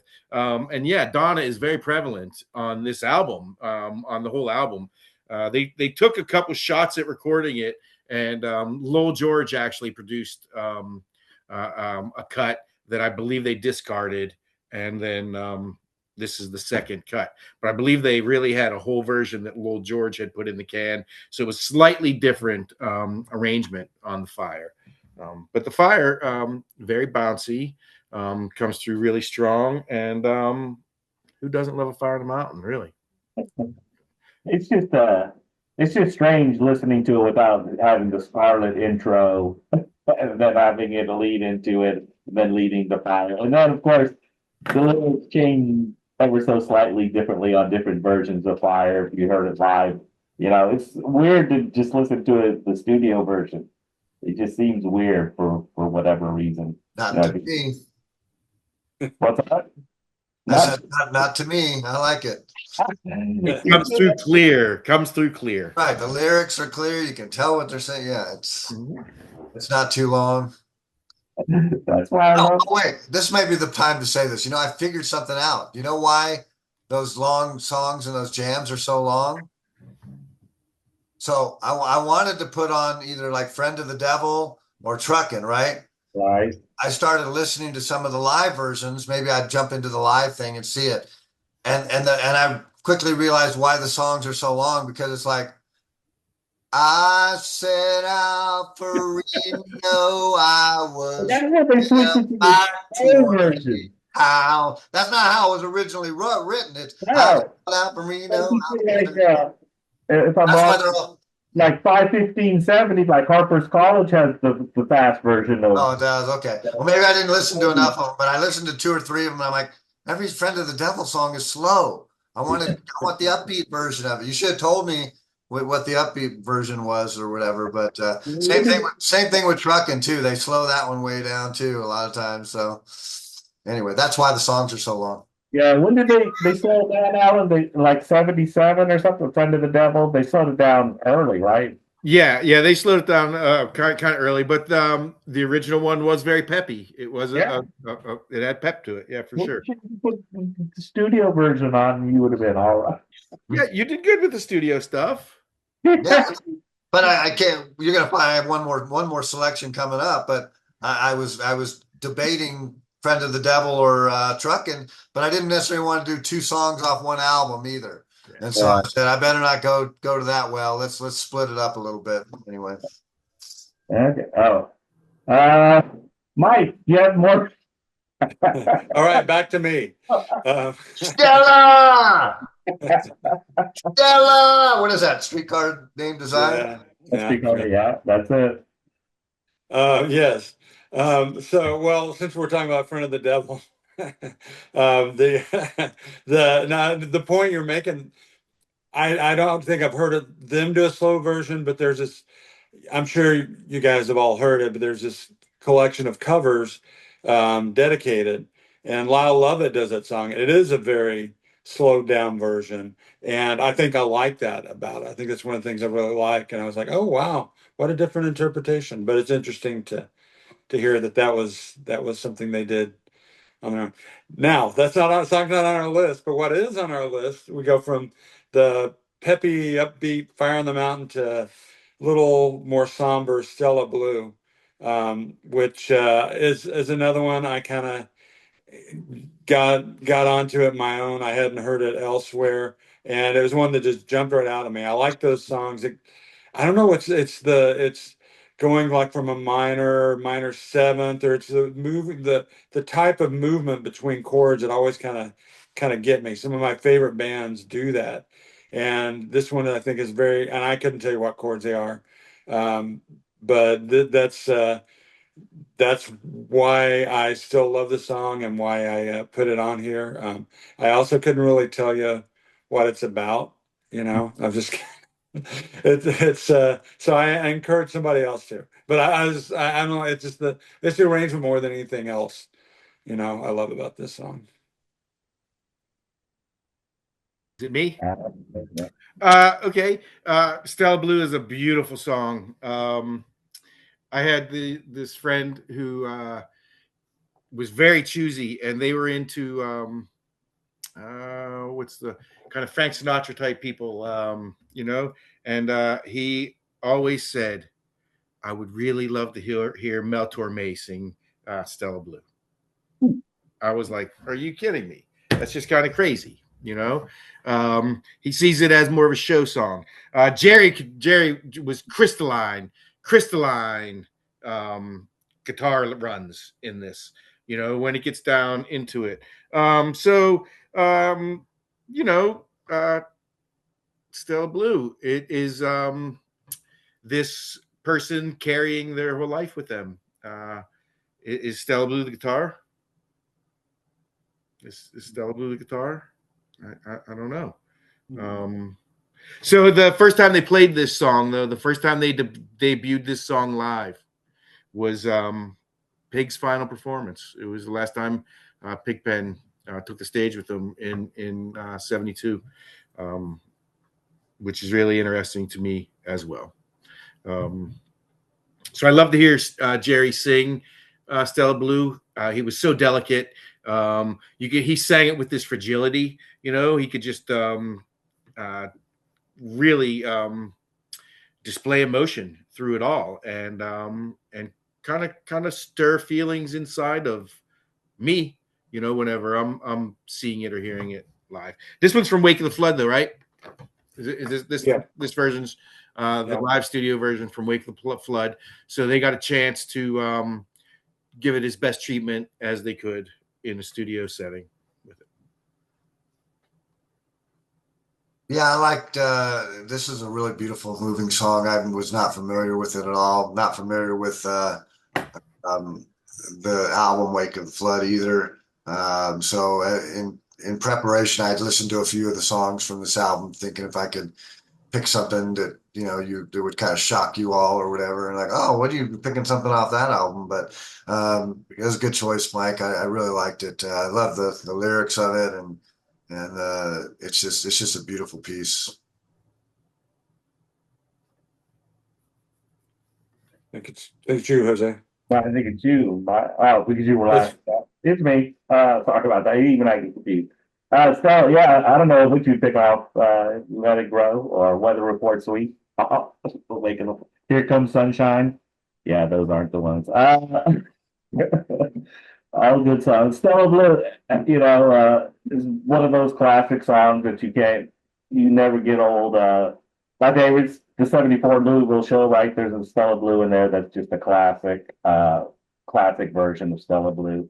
You know, you never get tired of Jerry singing that part, dust off those rusty strings just one more time. That line just gets you every time. It just does, no matter what, and that's the beauty of Jerry. He could just bring that line to you every time. So, again, I think we went on a little Jerry run here, and I find it interesting because I picked next Crazy Fingers. And again, another Jerry song, and I think we captured, and Alan will back me up on this, what you were going to get in the second set of Jerry songs. Were you going to get Stella Blue? The only one we didn't get was China Doll. But we got pretty much all of the Jerry second Ballads, the ballads. Yeah, his ballads. So with Crazy Fingers, I've always loved Crazy Fingers. I think it's one of their best songs. I like it because I love the lyrics. It was first hard to find it less than 10 minutes long. This was one of the shortest versions I could find because I usually love to jam that song out. But I love it because of the lyrics. As I loved, gone are the days we stop to decide where we should go. We just ride. It's just one of those. It reminds me of when we were young. Those days are gone. So stop. We have to stop to decide.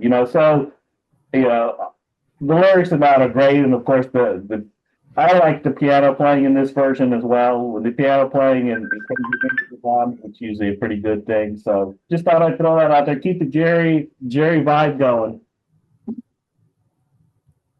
As me, yeah. So that's what grabs me too. I like this. This was a cool jam, but I liked it because of the just the Crazy Fingers and whether it's guitar or piano or whatever they're doing. That's why it's titled that, because it makes it feel like that, and when you're listening to it, and yeah, the lyrics are great. It's a great song. Yeah, can't say much more about it other than I liked it. I'm not familiar with it. I hadn't heard it before, so it was a good choice. My turn, right?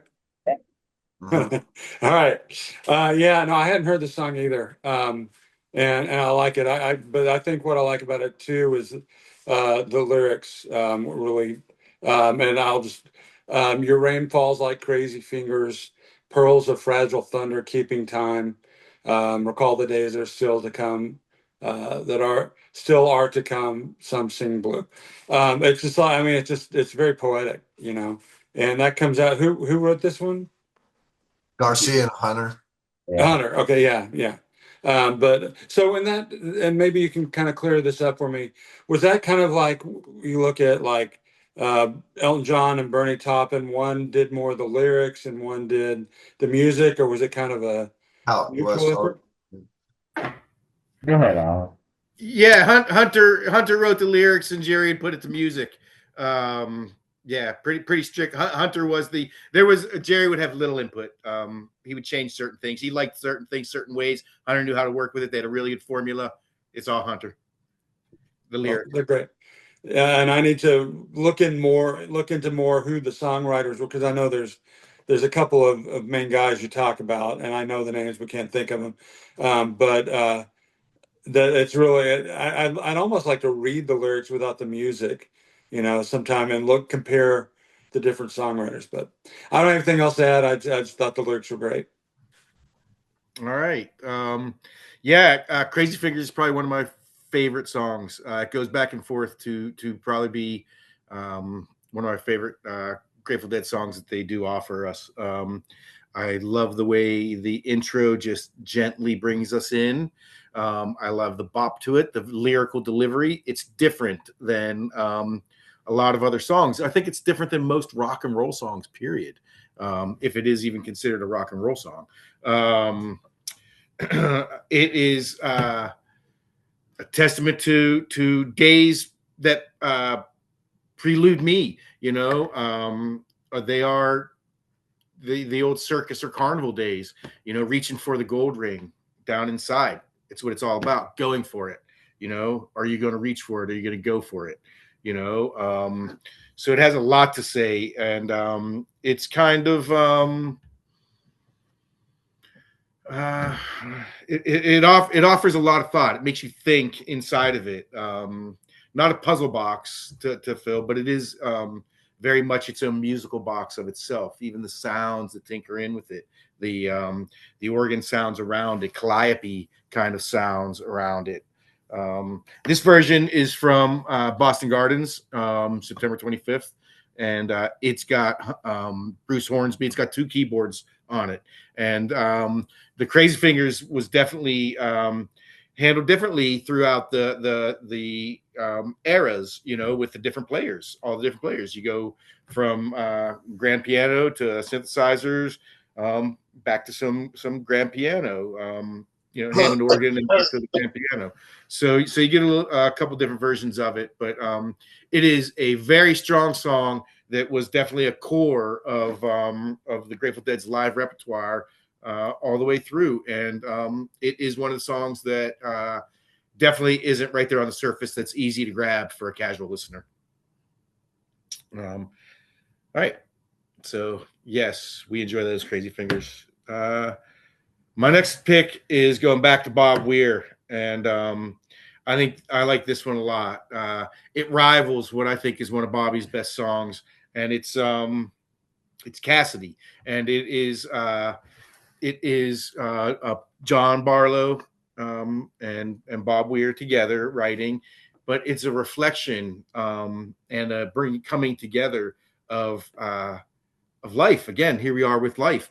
Neal Cassady. It reflects Neal Cassady, who was a really big influence on them early, you know, and there was a secretary in their front office named Eileen Law, and Eileen Law had a baby that she named Cassidy after Neal Cassady had passed. So this song is a merging of both of those Cassidys. Neal Cassady being the last name, Cassidy Law being the birth, and the story definitely unfolds, and it has a lot of quirky little life advices in there, you know, things to remember and hold on to, and just a couple memories and merging of it.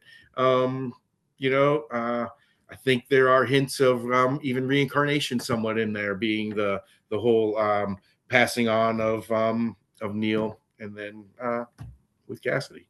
So and this one here, this one's from Without a Net. These were pulled from what was a very hot time in Grateful Dead playing. The shows were all really hot. Brent was at a very high pace playing, and he passed away shortly after this. Before the album came out, I think he passed away before the album came out. Yeah, of Without a Net. But the show. I think this specific show was from Philadelphia, maybe. I think it's from Philadelphia in 1989, and it's very strong. It's often played in the first set, and it is a very upbeat rocker, and they could extend it and jam it out and deliver it good. Yeah. Yeah. No, I agree with you in the aspect that this could will rival, Estimated Profit as his best song, because it really is one of the most clever songs that he ever wrote. One of the most interesting songs he ever wrote. And the lyrics, again, are, do they mean anything or don't they mean anything? Do they mean a lot or don't they mean a lot? It's so good that the way to do it. Interesting enough, I think the first time I really listened to it was off of I had the album of Reckoning, or someone had given me the videotape of the Warfield shows, the acoustics, and this is the first time I heard Cassidy acoustically before I heard it before for whatever reason, and so just always loved the song. We used it on a playlist before. It's been used before. Obviously, I used it. So yeah, I just think it's one of the better songs that came out. Yeah, I have a special place in my heart for this song because, Neil Cassidy and the Beats, who I've even just on the road, he's such a prominent character in that novel. But short, very hot fused guy who just like burned out, so quick. But I saw this thing the other day, and I don't know why it came up on my YouTube. Sometimes I'll just scroll through when I'm trying to fall asleep or something. And it was Jerry Garcia talking about being in a car when Neil Cassidy's driving, and he said it was a hellish experience. He was like, he wouldn't do anything but look at the road. He would turn around and talk to you, be looking out the side window. He'd be changing the radio. They love the guy to death, but he was scared to be in the car with him. But and this song is also, I mentioned Dedicated earlier. It was Suzanne Vega covered it on there. I think she did two. She maybe did China Doll too, but I know she did this one. And strangely enough, I may have actually heard it there first before I looked it up from the Dead. And then the last thing, just because we're running out of songs here, I want to touch on this. Jose and I got to see.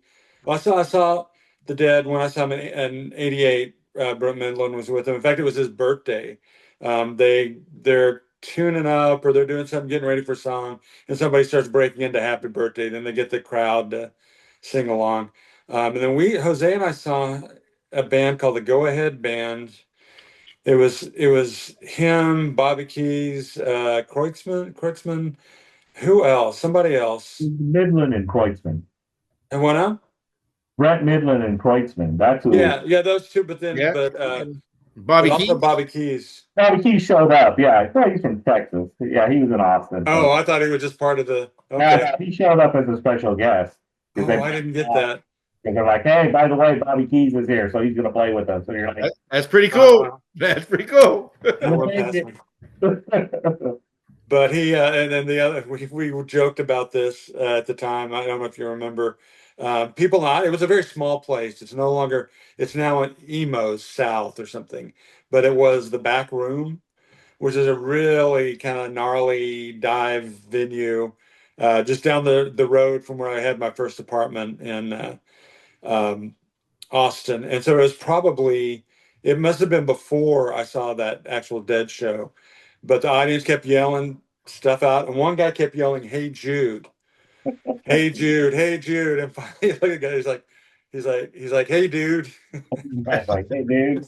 Hey, dude. And I think they ended up playing Hey Jude. But anyway, I'm getting all off on a tangent. It's a great song. Yeah, so couple things about this. I think every time I hear this song, it's you kind of mentioned upbeat, rock or whatever, but this is one of those ones where when I hear it, I think of people at Dead shows just wanting to dance because this is just that type of a song. When you hear that starting up, it's just such a great intro and great song to just get up and start moving. I mean, yeah, it's just an awesome song. By the way, Jose, you put it on our playlist number 13, if you can remember that far back, on the road trip. Oh, road trip. Yeah. After the Joni Mitchell song, I think. Yeah. So, but looking at the playlist now and to where we're at, Alan, I have to say that I actually didn't pick up on this right away, but I like the fact that you went, kind of in a chronology on your selections. You went 66, 69, 78, and then 89, 90. So you kind of picked from each of those eras, which was kind of cool. But no, I like this song a lot. It's one you can get up to and dance and have fun with. And from there, I had one selection left. And again, I already said I thought about Truckin'. I thought about A Friend of the Devil. I thought of Ripple. I thought of a lot of other songs that I wanted to maybe put on. But for some reason I went with Franklin's Tower off Blues for Allah. And it's a cool song. It's a great song. It's just again, I'm not getting into the live version, just the studio track. But as I listen to it more and more, I come to realize that Fire on the Mountain and Franklin's Tower are pretty much the same song almost. I mean, if you really listen to it and you have an ear for the chord progressions and stuff, it's slightly different, but it's essentially the same type of a song. At least that's what I picked up on. But I always like that, roll away the dew, and I don't know, it's just cool. Again, I've heard it played on some live versions where they can go off on that for a long time, but stuck with the studio version on it. And anyway, it's always been one of my favorites. Yeah, Franklin's out again. It's one of those. What's the other one with Fire on the Mountain where Franklin's help slip Franklin's, right? You always have those together. Franklin's as a standalone always seems so weird to me. Like, oh, Franklin's. I never listened to that by itself. You always hear it help slip Franklin. So, but it was always a good song. I know Dave always liked that song. Even when I think he put on one of our early tape playlists before. So, I love this. In fact, I think I have that tape still somewhere around here where Franklin's made its debut on the thing. So, yeah, just a great song. Like I said, not much else I can add to that. All right. I love Franklin's Tower. It's a very promising song. It's so bright and bouncy, like it was offered there. And it is somewhat of a moody album. Blues for Allah is just a little bit moody as far as obscure. You get into some of those deeper tracks that they don't show up a lot live. What was this? 1975? Is that when this was done? So it was kind of during their break. They might have been like only played a certain couple shows that year, and they really performed Blues for Allah only that one time. They really only in its entirety one time.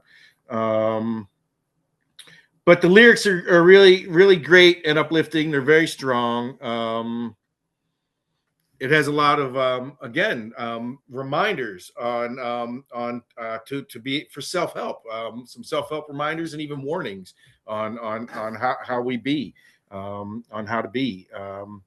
So it's very strong writing, and it amazes me that Robert Hunter is able to flesh out such imagery with these things, and he's able to pull these things down and then relate them to us. And because it does, I feel like it's another one of those songs that relates to everybody in an individual basis in some way. It's a connection somehow to connect. And I don't think it's an easy thing for a writer to do on a consistent basis.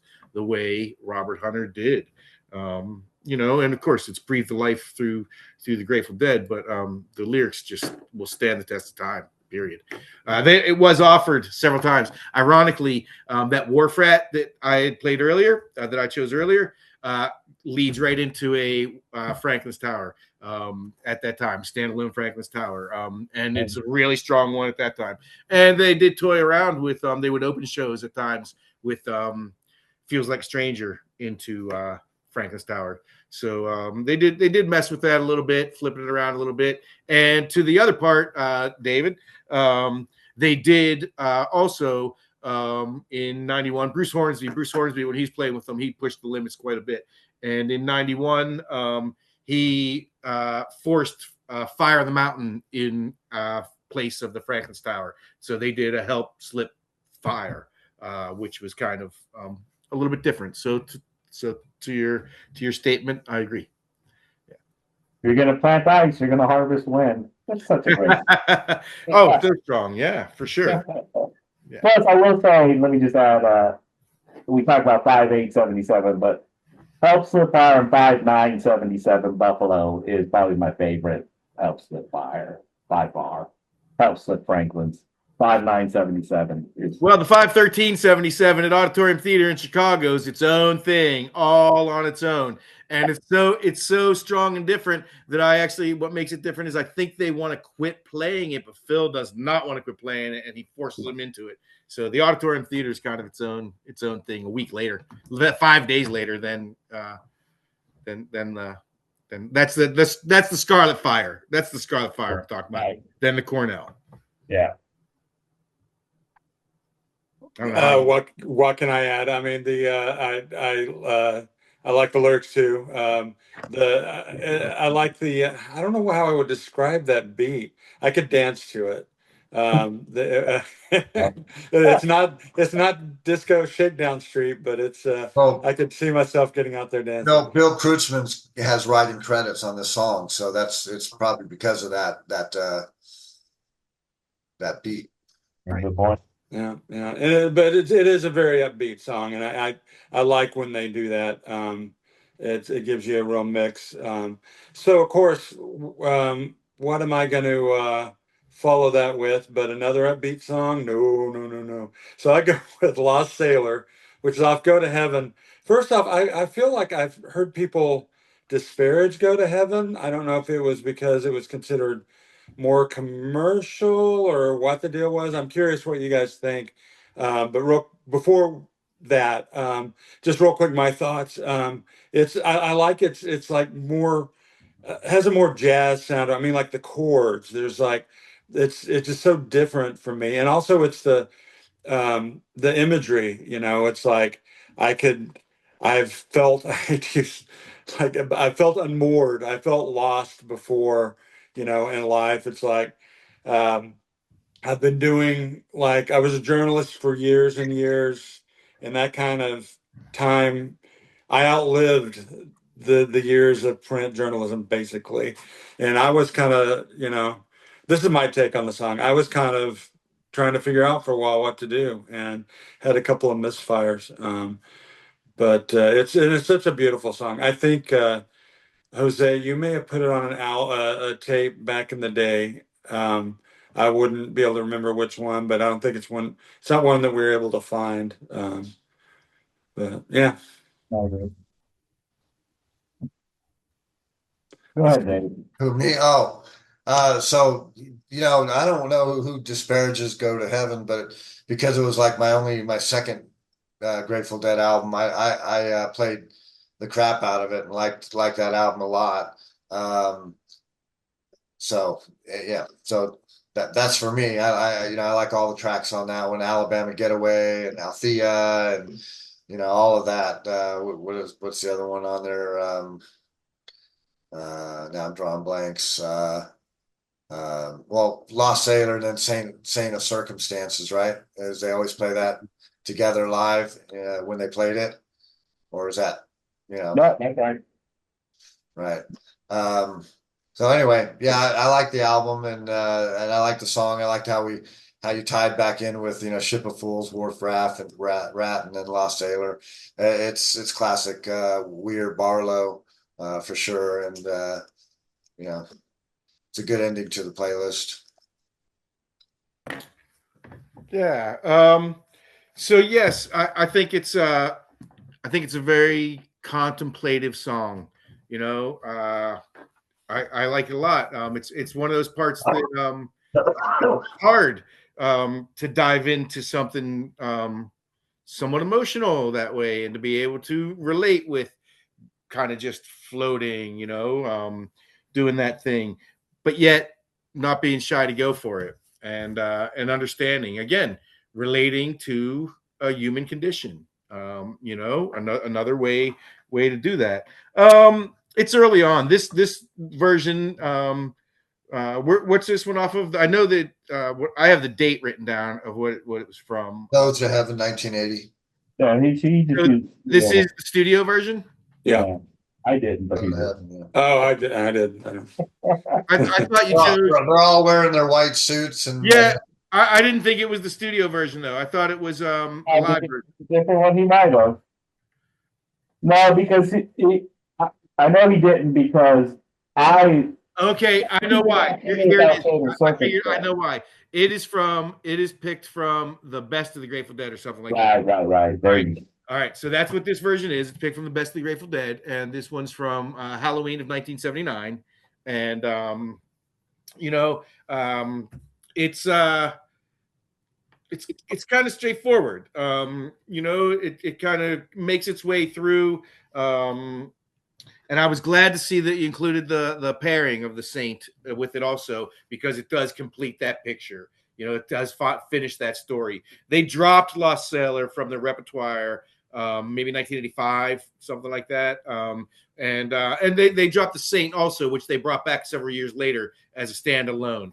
But they did a lot of things with it, and it is very contemplative. And I think that the whole Go to Heaven thing, I don't know if it's the album cover what turns people off. I think that there was a little bit of a talk, not necessarily such a negative backlash about Shakedown Street being disco era, disco tinged, and then the album cover, and they're kind of in their white disco-y suits or whatnot. And it's a shame that people would just look at something and not take it. But a lot of the studio stuff did get a knock because we had so much live stuff that we could choose from and get to. And, it is a little bit different. They just maybe didn't deliver the same in the studio as they deliver for us live somewhat, is all. But yeah, I mean, by the time they did what In the Dark, they did it all live they all did it together in the studio. They did it like they were on stage, because they knew that's where they captured the magic. So, I don't know why it's pet peeve of mine. We have these songs that say "Battle on the Mountain," and then the other one, and then I don't listen to Lost Sailor without saying a circumstance. I like the two paired together. I just think those are married together, and that's how I always listen to it. Not that Lost Sailor is a bad song or anything, but I just love the groove of State of Circumstance. I just think it's such a great groove. But when I talk about State of Circumstance, talk about Lost Sailor, which again is one of Bob's better vocal performances. And I think in our playlist you can see that we delved into a lot of early. I don't think we picked anything after Go to Heaven, right? Nothing. I thought I almost put on Hell in a Bucket. Right, no In the Dark songs was in it. But they were putting about massive quantities of stuff at that point. But they had that extent. But in this timeline, for me, Weir really developed his own style with Passenger, Feels Like a Stranger, songs like that, and of course this one, Lost Sailor, State of Circumstance, and then he then of course delved off into his solo career. So I thought this was kind of his period of where he really shined a lot during these eras. So and I'm kind of glad that was kind of the coda to this playlist, because again, it's kind of the Grateful Dead. Well, they aren't around, but that's kind of a bygone era. But it had a huge impact on me in my life, and the band did and Bob Weir did, obviously. So, any last words, Alan? Any last words? I think Grateful Dead had an impact on a lot of people. We can see it spread all through the musical community. Period. You know, and some musicians. I'll even say Don Was. You know, Don is very steeped in musical history and has a strong musical background. Was a producer, worked with a lot of musicians, and he didn't even get the gravity of the Grateful Dead until he started playing with Bob Weir. You know, when he replaced the upright bass player Rob Wasserman to play with Bob Weir. So I think that that there's still a lot to discover inside of this institution that is. And I think that, like you were saying earlier, Bob and Jerry played together 30 years, you know, like that, you know, a little bit. And Bob went 30 years forward without Jerry, you know, carrying the mantle of the Grateful Dead with the other players while he could. But I just think that it is a very strong institution of music that will stand the test of time and it'll continue to show up in many various ways across music, all genres of music, inevitably. And thank you guys for having me. Yeah, you know, the Grateful Dead have their place in the pantheon of music and the culture and everything, and that will never go away. That legacy will always be there. I'm grateful that I've been able to listen to more of the Dead, even though I can't really say, oh, I'm a Deadhead, and then I went to all these shows. I went to one show that Jose had to remind me of because I had forgotten that I had gone to it in Austin at Manor Downs. But no, it's definitely great music and sad that Bob Weir's passed away. One last story that I just found out from reading about his passing was I live in Colorado Springs, and I never knew this, but Bob Weir attended a boarding school, the Fountain Valley School here in Colorado Springs, and I'd been there. I'd done officiated sports games and stuff there, and come to find out that he and Barlow were there at the same time and got kicked out and when he was, I don't know, 16 or whatever, and but he always credited his music teacher at that school for really inspiring him. And again, even though he was a troublemaker and he got kicked out of the school, I thought that was cool that there was a connection here with Colorado Springs.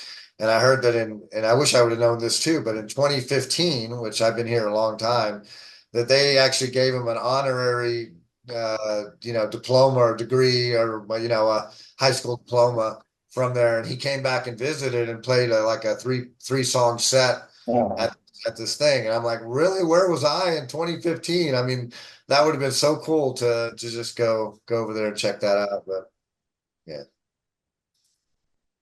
yeah, Alan, I appreciate you being here. This has been a very educational experience, and you really you and Jose in particular have a lot of the background knowledge that I have no idea this stuff, and I just really appreciate that. But also this sparks. I haven't really listened to their live stuff very much, and this really sparks an interest in that. Hearing you guys talk about like the different versions. What I have on my playlist is just Lost Sailor, Go to Heaven. So I want to hear.